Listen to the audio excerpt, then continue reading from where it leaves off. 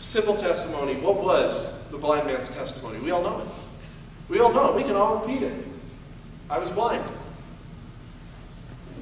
Jesus touched me. Now I can see. That's it. And you understand, don't you? That's all he had to say, and it was enough to drive people nuts.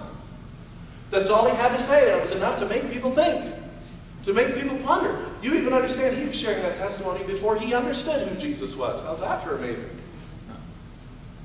He was sharing that testimony before he really understood. How many of you, when you got saved, really understood what happened to you? I didn't. But how many people, when they first get saved, share what happened to them without really being able to explain? Because something happened. That's not tough. It may be scary, but it's not difficult. It may be uncomfortable, but it's not hard. Here's a simple testimony from me. Now, this one I'm going to have to explain. It's not as clear as the blind man's, but that's because my brain is in trouble. I was the invisible man. Here's what that means for me, as simply as possible. My greatest ambition in life, and I'm not exaggerating this, my greatest ambition in life is to make it through without being noticed. I didn't care if everybody liked me. See, if I cared if people liked me, I'd want to be noticed. I didn't care if people liked me, but I did care if they didn't like me. Do you understand the difference? I was fine if everybody was indifferent to me. I just didn't want to raise anybody to actually be mad at me. The easiest way to do that was to just be invisible. I'd speak. I tried to ride the point of average in everything I did. My oldest brother was in the top 10% of his class. My second oldest brother was valedictorian of our class in high school.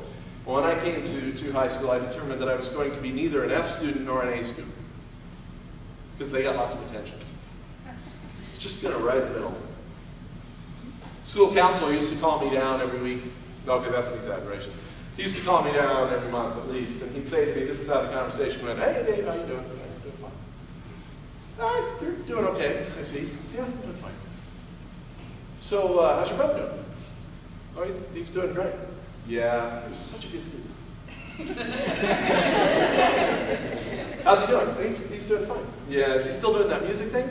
Yeah, he's studying music." "Ah, I was afraid of that. I was hoping you'd do something real." This is the conversation we had. "Yeah, well, can I go back to class?" "Yeah, well, if you see your brother, say hi to him, tell him I'm really proud of him. And looks like you're doing okay." I couldn't even be invisible just right in the middle because my brother kept drawing attention to me. But I was trying. I was trying. I came to college, and I was just going to hide. I was going to find a big Methodist church. I believed in God. I was saved. I believed I needed to go to church, and I wanted to grow, but I was going to find a big Methodist church. I was going to sit in the back pew, or maybe in the middle pew, because the back pew draws attention too. So I was going to sit in kind of the middle pew and just kind of hide out and be really quiet and come in and leave and do my duty, and that would be that. Through a series of events that only God can engineer, I ended up going to this Great Commission Church, which was a really tiny church at the time, and it was in a community center, and there wasn't really a middle pew. We all sat in chairs like this, and it was really hard to get anywhere without somebody saying, "Hey, who are you? Why are you here? Do you love God?"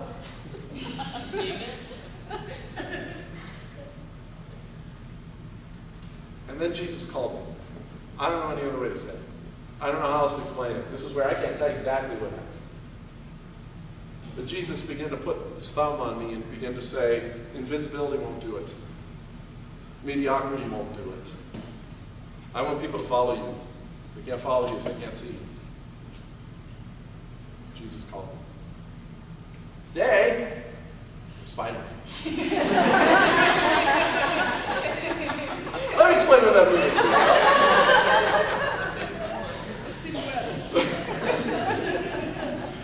Let me explain that for a moment.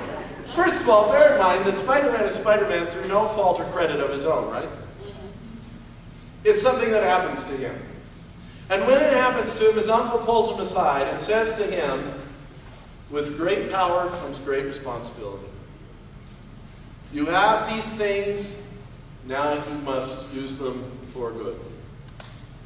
And God said to me, Oh, you who never speaks. I'm going to give you the ability to stand up and talk to people and move them. Now you better use it to move them in the right direction. I don't claim to have great power. No more than anybody else. But God gives us all power when He calls us. He gives us all spiritual gifts and He calls us to something. So I was the invisible man. Jesus called me. Now I'm Spider-Man. That's a pretty cool way to say it. That's a terrible example, though, of what I want you to do today. Thank you.